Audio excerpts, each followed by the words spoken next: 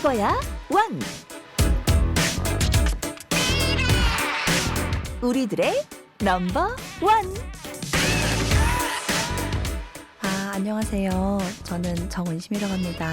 탈북 어르신 중에 무용고이신 분들이 꽤 많거든요. 그래서 그분들은 입소를 어떻게 해야 되는지, 신청은 어떻게 해야 되는지 조차 모르시는 분들이 많거든요. 탈북 어르신들은 전문적으로 제가 케어해드리고 싶습니다. 또 예를 들면 고향 음식이 생각나시면 농마국수나 인조고기밥을 해드릴 수도 있고요. 네.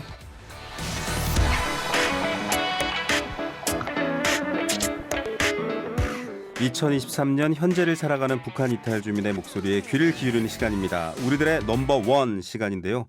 오늘은 창업을 좀 고민하고 계신 북한 이탈 주민이라면 귀를 아주 솔깃하게 만들어 드릴 것 같습니다. 30대 중반 젊은 나이에 북한 이탈 주민으로서 요양병원을 차린 대단한 원장님이십니다. 정은심 원장 저희가 스튜디오에 모셨습니다. 어서 오십시오. 네, 안녕하십니까. 간단히 소개해 주세요. 제가 원장님이라고만 소개했거든요. 네.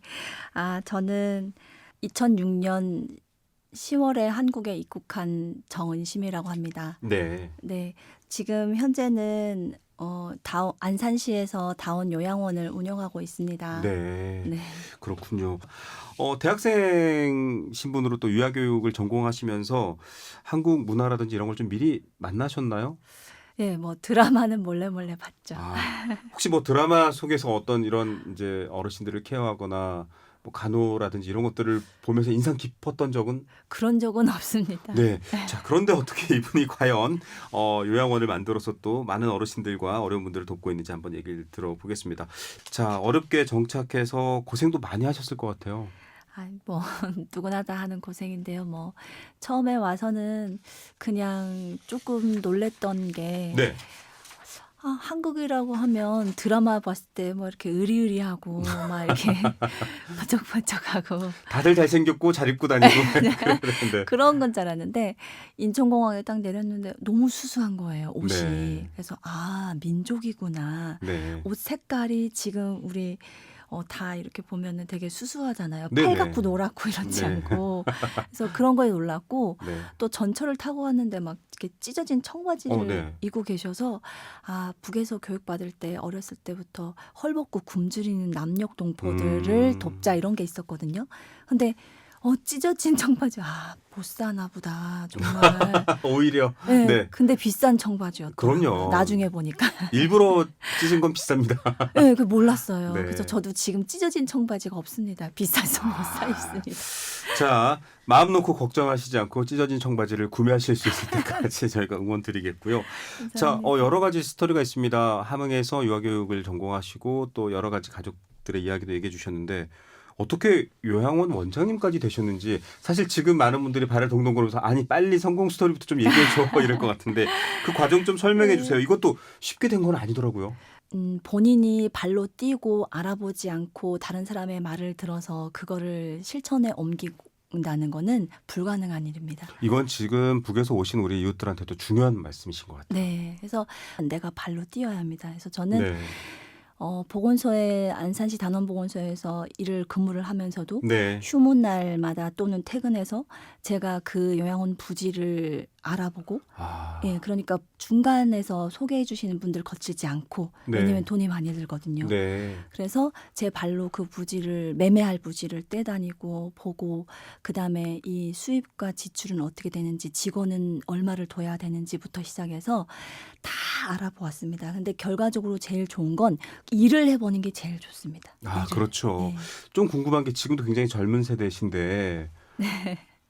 안 먹고 안 자고 그냥 우산 쓰고 계셨던 것도 아닐 테고 그 돈을 모으는 것도 정말 말 그대로 악착 같았을 것 같아요. 네, 그래서 한국에 와서 사실 처음에 공부하고 싶었습니다. 네. 그런데 가족을 또 모시고 와야 되고 제 꿈도 있고 해서 제가 한국에 도착해서 한 2달간만 컴퓨터를 배우려고 노력했고 그다음부터는 식당에서 아침 10시부터 밤 10시까지 죽으라 일만 했습니다. 그래서 한 달에 하루도 안 쉬고 일을 했습니다. 그래서 그렇게 한 8, 9개월 일하다 보니까 젊은 몸에도 무리가 왔는지 그럼요. 예, 쓰러져가지고 응급실에 실려가게 되는 일도 있었습니다. 그래서 어쨌든 그렇게 열심히 최선을 다해서 모으고 또 운 좋게 제가 모은 돈으로 집을 샀는데 그 집이 좀 집값이 올라서 네. 또 예, 그걸 또 아유, 그 정도 팔고 행운은 받으셔도 될 것 같아요.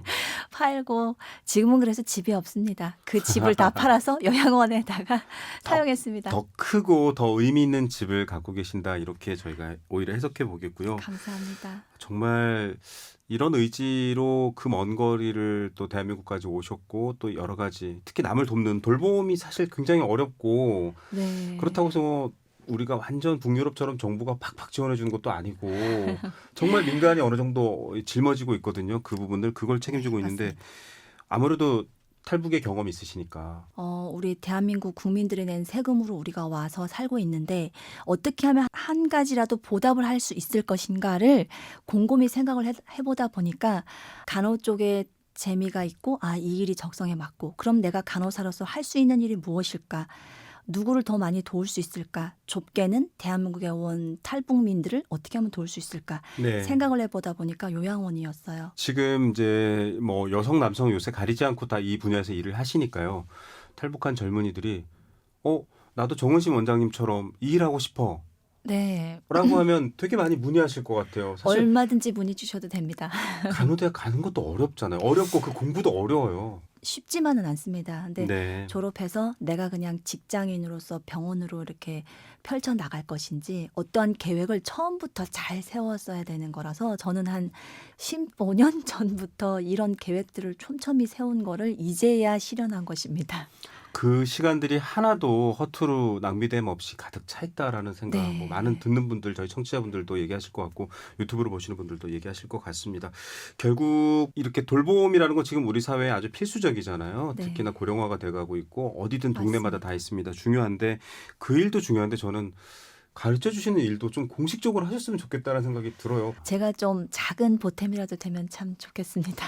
예, 이게 사실은 저희가 유명한 그 의사들 나오는 드라마에서도 보면은 그 아이를 맡기는데 이제 중국에서 오신 교포분이 네. 맡아주고 계시고 또 여러 돌봄의 영역에 사실 그런 분들이 많이 일을 하시는데 네.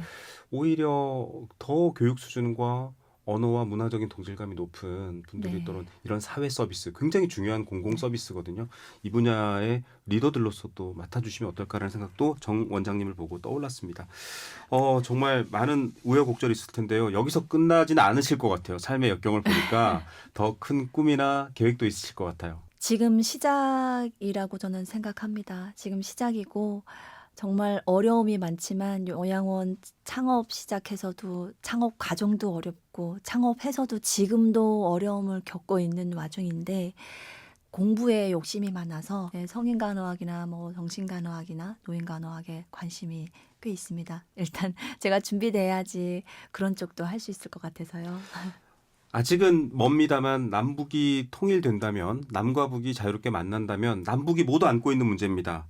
돌봄의 문제, 요양의 문제 누가 잘 해결할 수 있을까요? 정은심 원장님 같은 분이 그 시절이 되면 우리 남북 모두에게 필요한 인재가 아닐까라는 생각도 해봅니다. 귀한 시간 감사드립니다. 감사합니다.